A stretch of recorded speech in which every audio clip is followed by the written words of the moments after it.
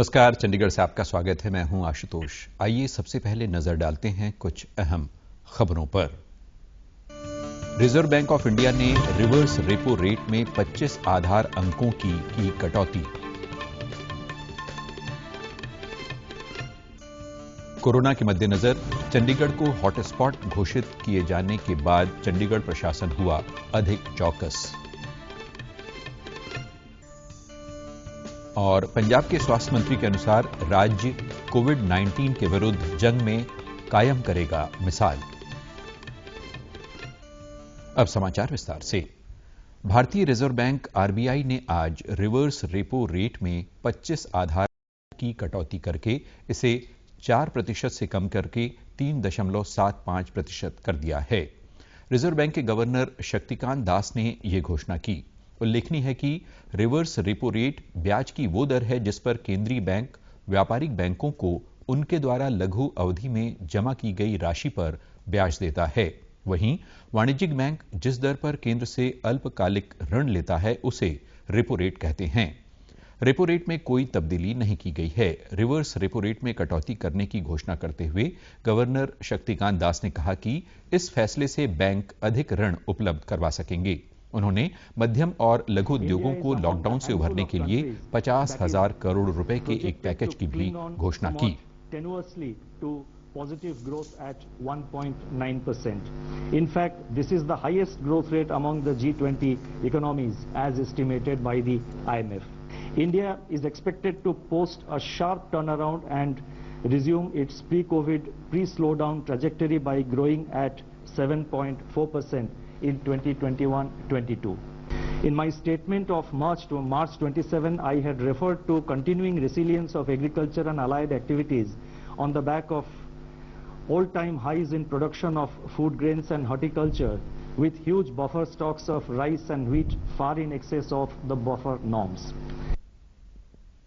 Governor ने कहा कि इससे गैर बैंकिंग आर्थिक कंपनियों को लाभ होगा। इससे पूरी कार्यप्रणाली में पैसे का प्रवाह बढ़ेगा। उन्होंने कहा कि कोरोना वायरस के फैलाव से विश्व आर्थिक जगत को 9 ट्रिलियन अमेरिकन डॉलर की हानि हुई है, जबकि इस मामले में भारत की स्थिति काफी अच्छी है और यहां वृद्धि दर 7% रहने की उम्मीद है। Which we have continue to be robust at $476.5 billion on April 10th, equivalent to 11.8 months of imports. RBI has taken a number of steps to ensure normal business functioning by the entire banking sector. As a result, payment infrastructure is running seamlessly. Banks have been required to put in place business continuity plans to operate from their recovery sites and or to identify alternate locations for critical operations so that there is no disruption in customer services. Our data show that there was no downtime of internet or mobile banking. उन्होंने कहा कि देश में मुद्रास्फीति में भी 4% की कमी आएगी। श्री दास ने कहा कि देश के पास विदेशी मुद्रा का अच्छा भंडार है, जिससे 11 महीने तक आयात का कार्य चल सकता है। उन्होंने कहा कि रिजर्व बैंक की देश की आर्थिक स्थिति पर पूरी नजर है। चंडीगढ़ को कोरोना के मद्देनजर हॉटस्पॉट घोषित किए जाने के बाद स्थानीय प्रशासन और चौकस हो गया है। प्रशासक वीपी सिंह बदनौर ने अधिकारियों से समीक्षा बैठक के दौरान कहा कि कोरोना के कारण शहर में जारी कर्फ्यू के दौरान सभी तरह के नियम तथा कानून का सख्ती से पालन किया जाए। उन्होंने हिदायत दी कि शहर के अंदर सिर्फ उन्हीं लोगों को आने दिया जाए जो कर्फ्यू पास रखे हों। उन्होंने कहा कि भारत सरकार द्वारा बनाए गए आरोग्य सेतु ऐप को सभी के मोबाइल में डाउनलोड करवाया जाए ताकि इससे लोगों को नई जानकारी व अलर्ट मिलते रहें।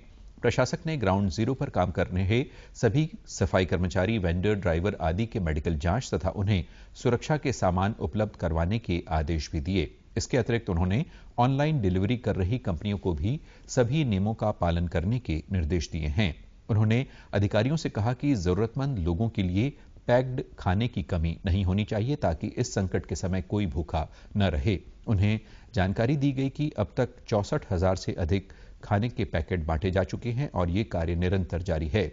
4,000 से अधिक गाड़ियां जब्त की गई हैं तथा नियमों का पालन न करने वालों के खिलाफ सख्त कार्रवाई जारी है। पंजाब के स्वास्थ्य मंत्री बलबीर सिंह सिद्धू ने कहा है कि पंजाब सरकार कोरोना वायरस महामारी से मुकाबले के लिए पूरी तरह से तैयार है तथा पंजाब कोविड-19 के विरुद्ध मिसाल कायम करेगा। स्वास्थ्य मंत्री ने कहा कि मामलों की संख्या के आधार पर भारत सरकार द्वारा पंजाब के 4 जिलों को अति संवेदनशील यानी हॉटस्पॉट घोषित किया गया है। ये जिले SAS नगर, SBS नगर, जालंधर और पठानकोट हैं। स्पष्ट किया कि अब पंजाब दूसरी स्टेज में है और किसी भी तरह के अनिर्धारित हालातों का सामना करने तथा कोरोना संपर्क में आए व्यक्तियों की पहचान करने के लिए युद्ध स्तर पर सरकार काम कर रही है, क्योंकि इस संक्रामक रोग को फैलने से रोकने का एकमात्र यही तरीका है। उन्होंने कहा कि हमारे पास SBS नगर की बेहतरीन मिसाल है, जहां पंजाब सरकार ने कोरोना वायरस की चेन को तोड़ने में सफलता हासिल की है। उन्होंने बताया कि जहां भी सामूहिक मामले सामने आए हैं, वहां इन मामलों के आसपास के 3 किलोमीटर के दायरे वाले क्षेत्र को कंटेनमेंट प्लान के अधीन लाया जाता है। इलाके को सील कर दिया जाता है और किसी को भी उक्त क्षेत्र में आने की जाने की आज्ञा नहीं दी जाती। प्रशासन द्वारा लक्षण पाए जाने वाले व्यक्तियों की निगरानी और जांच की जाती है। अगर कोई व्यक्ति कोविड-19 से पॉजिटिव पाया जाता है तो उसको आइसोलेशन केंद्रों में भेजा जाता है। स्वास्थ्य टीमों द्वारा लक्षण पाए जाने वाले व्यक्तियों की खोज के लिए नियमित रूप से सर्वे कर रही है। प्रशासन द्वारा लोगों को जरूरत की सभी वस्तुएं घर घर पहुंचाई जा रही हैं। सेहत मंत्री ने बताया कि इसी तरह की रणनीति पंजाब सरकार द्वारा पहचान किए गए 9 जिलों के 24 अति संवेदनशील इलाकों में लागू की जा रही है, जबकि SAS नगर और जालंधर पर विशेष ध्यान केंद्रित किया जा रहा है, क्योंकि यहां अब तक कोरोना के सबसे अधिक मामले सामने आए हैं। प्रभावित मरीजों के संपर्क में आए व्यक्तियों के सैंपल लेने के अलावा इन दोनों जिलों में टेस्टिंग की प्रक्रिया में और तेजी लाने के लिए 1000 रैपिड टेस्ट किटें दी गई हैं, जिससे इस बीमारी के फैलाव को उसी इलाके तक ही रोक दिया जाए और जल्द से जल्द सभी नए पुष्टि किए गए मामलों को इलाज अधीन लाया जा सके।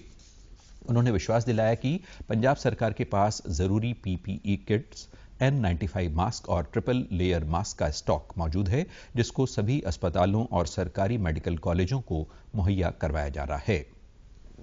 प्रधानमंत्री गरीब कल्याण योजना के तहत चंडीगढ़ के विभिन्न क्षेत्रों में रह रहे गरीब लोगों तक गेहूं तथा दाल के वितरण की प्रक्रिया जारी है। अब तक रामदरबार, शांतिनगर, विकासनगर इत्यादि क्षेत्रों में 3000 परिवारों को लॉकडाउन तथा कर्फ्यू के दौरान राशन दिया जा चुका है, ताकि जरूरतमंद परिवारों को इस संकट में राहत दी जा सके। जो गेहूं और दाल दी गई है हमें, उसका हम बहुत बहुत शुक्रिया अदा करना चाहते हैं। ऐसे महामारी के टाइम में हमारा घर चलना बड़ा मुश्किल हो रहा था और ना तो काम पे जा रहे थे, ना कुछ, ना दिहाड़ीदार मजदूर हैं, ना दिहाड़ी मिल रही थी। तो उसके अंदर ये बहुत बड़ा एक सहारा हो गया हमें। और हम शुक्र अदा करते हैं कि सरकार ने, हमारे प्रधान जी ने खाने को दिया है, हमारे घरों में भेजा, हमारे बच्चों को रोटी मिली। हमें 2 महीने की जो सब्सिडी मिली है और ये राशन मिला है जी, उनका प्रधानमंत्री का धन्यवाद करते हैं जी। यहाँ मोदी जी के द्वारा हमें गेहूं वगैरह सब मिल रहा है, राशन मिल रहा है। मैं उनकी बहुत बहुत शुक्रगुजार हूँ कि उन्हें हमारे लिए इतनी अच्छी सुविधाएं यहाँ पे बनाई है। मैं उनकी बहुत बहुत शुक्रगुजार हूँ। कोरोना वायरस के खिलाफ लड़ाई में मदद के उद्देश्य से देश के गरीब तबके से लगभग 2/3 आबादी को इस योजना के तहत लाभ दिया जाएगा, ताकि संकट की इस घड़ी में उन्हें भोजन की दिक्कत न हो। और अब खबरें फटाफट। पंजाब के मुख्यमंत्री ने मौजूदा वित्तीय वर्ष में राज्य को होने वाले 22,000 करोड़ रुपए के राजस्व नुकसान को पूरा करने के लिए मांगे सुझाव। पंजाब के मुख्यमंत्री के निर्देश पर पटियाला सब्जी मंडी हमले का बहादुरी से सामना करने वाले ASI हरजीत सिंह को सब इंस्पेक्टर के पद पर किया गया पदोन्नत। 3 अन्य पुलिस कर्मचारी तथा मंडी बोर्ड के घायल अधिकारी कमेंडेशन डिस्क से किए गए सम्मानित। और चंडीगढ़ व आसपास के क्षेत्रों में आज प्रातः से बादल छाने से तापमान में गिरावट दर्ज।